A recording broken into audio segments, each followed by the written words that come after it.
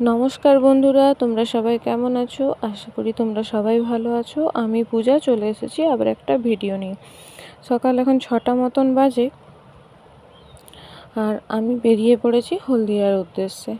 আজকে হলদিয়া এমনিই যাচ্ছি, একটা কাজ আছে আর সে কাজগুলো সারবো। এমনি যাচ্ছি না, ভুল বলে ফেললাম। কিছু কাজ আছে, কাজগুলো সারবো অফিসিয়াল, তারপর বাড়ি আসবো। তো আমরা বেরিয়ে পড়েছি। অসম্ভব রাস্তার ভিউটা সুন্দর, কিন্তু এত সুন্দর ভিউটা নিতে পারিনি মেদিনীপুর থেকে আসার সময়। তো আমরা অলরেডি হলদিয়া ঢুকছি। এই যে হলদিয়ার গেট, এটাই হলো হলদিয়ার প্রবেশদ্বার। আর ওই যে আগের বাইকটা দেখছো, আগের বাইকে যিনি রয়েছেন উনি আমার ভাই, খুব ভালো। আর ও, আমি, আরেকজনও আছে। তো হচ্ছে ও বেরিয়েছে। এটা পদ্মপুকুর। আমি ভিডিওটা নিতে পারিনি, একটা জাস্ট ফটো নিয়েছিলাম। আর এই যে ওই ভাই আমি আর একটা বোন সবাই মিলে গিয়েছিলাম। তো এই যে এই জায়গাটা দেখছো, এখানে রূপনারায়ণ যে নদী আছে, নদীর থেকে এই জলটা স্টোরেজ হয় এখানে। এই যে এই জায়গাটায় স্টোরেজ হয়। ইভেন এই জায়গাটা থেকে এই এটা কিন্তু কোনো নদী না, এটা স্টোরেজ করার একটা জায়গা। এখান থেকে জলটা স্টোরেজ করে নিয়ে এসে, যে দাঁড়াও তোমাদের দেখাচ্ছি জায়গাটা, জাস্ট ওয়াও, তাই না?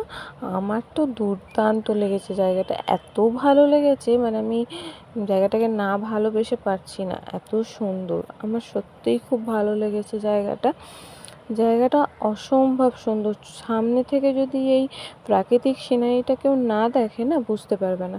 এই যে এই জায়গাটা, এই জায়গাটা, এই যে উপরে বড় চাকতিটা দেখছো, ওই চাকতিটা ঘোরে, সর্বক্ষণ ঘুরে জলটা পিউরিফাই হয়। এটা পিউরিফাই করার জায়গা দিয়ে সমস্ত জলগুলো সাপ্লাই হয়, আর এটাই তার স্টোরেজের জায়গা। তো ওই যে ও আমাকে বলছে, আর এই যে পেছনে যেটা আছে দেখছো, ওটাই হচ্ছে শ্রাবন্তী, ও হচ্ছে আমার বোন। তো আমরা এই জায়গাটা দেখছিলাম। আর ওই জায়গাটায় তো ভেতরে ঢুকতে দেয় না, শুধুমাত্র বিশ্বকর্মা পুজোর সময়ই ওখানে ঢুকতে দেয়, নচেত সারা বছরে ঢুকতে দেয় না। তো আমরা এই জায়গাটা দেখতে দেখতে আর এই জায়গাটার মনোরম দৃশ্যটা উপভোগ করতে করতে যাচ্ছিলাম। প্রচণ্ড ভালো লাগছিল, ভীষণ এক্সাইটেড জায়গাটা দেখে। এত খুশি যে এরকম মানে জায়গা আমি এর আগে কখনো দেখিনি। এই যে ওই যে উপরে ছোট্ট মতনটা দেখছো, ওটাই জাস্ট গোল হয়ে ঘোরে। ওই যে ওটা আমাদেরকে ও বলছে যে ওইটাই ঘোরে, আর ওটা ঘুরলেই জলটা পিউরিফাই হয়, এটাই। তো ও আমাদেরকে বলছে, পেছনে শ্রাবন্তী বসে বসে বদমাইশি করছে, ওই জন্য শ্রাবন্তীর পিকটা মানে ভিডিওটা নিইনি, জাস্ট ওটাই একটু নিয়েছিলাম। তো চলো আবার আমরা এগোই। এবার এখান থেকে এগুলো দেখতে দেখতে যাওয়ার পরে তো জাস্ট আমি আরোই পাগল হয়ে যাচ্ছিলাম। জাস্ট মানে মানে এত সুন্দর জায়গাটা, আমি বারবার বলছিলাম আমি আর যাব না, এখানটাতেই থেকে যাই।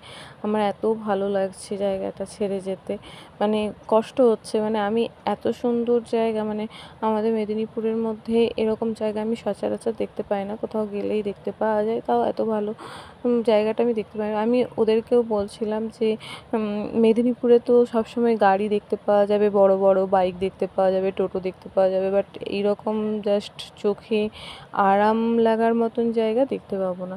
আর এই দেখো, ওয়াও, জাস্ট ওয়াও, এটা হচ্ছে রূপনারায়ণ নদীটা। তো এইখানটার তো ভিউটা আমি না নিয়ে থাকতেই পারলাম না। এইখানটা আমরা নদীর পাড়ে উঠে গেছি, ওখান থেকে বেরিয়ে এসে, এটা কিন্তু নদীতে অ্যাকচুয়াল ভাটা চলছিল, এবার জোয়ার আসছে।